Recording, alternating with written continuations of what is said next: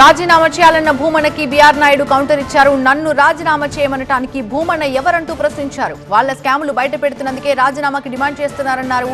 Diversion చేసేందుకే నాపై కుట్రలు చేస్తున్నారన్నారు BR Naidu. వాని అబ్బా సొత్తా టీటీడీ నేను రిజైన్, నువ్వు నాకు ఇచ్చావా టీటీడీ చైర్మన్ నేను రిజైన్ చేయడానికి?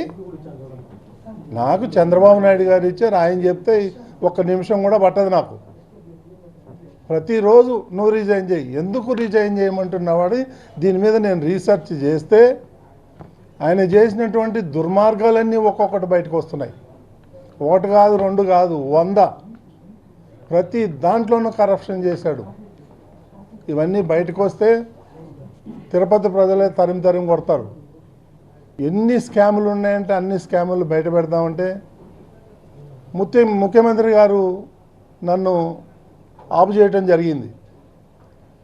తిరుమల యొక్క పవిత్రతను దెబ్బతీస్తారు అందరూ కలిసి రోజు ఈ స్కాములు బయట పెడతా ఉంటే అది మంచిది కాదు, మన ధర్మానికి వెంకటేశ్వర స్వామికి మంచిది కాదు, దీంతో ఆపేయండి, ఆ దేవుడే చూసుకుంటాడని నాకు ఆయన హితబోధ చేశాడు. కాబట్టి నేను ఆగాను. లేకపోతే ఈ పాటికి ఇంకొక 10 వీడు చేసిన దుర్మార్గాలన్నీ బయట పెట్టేవాళ్ళు.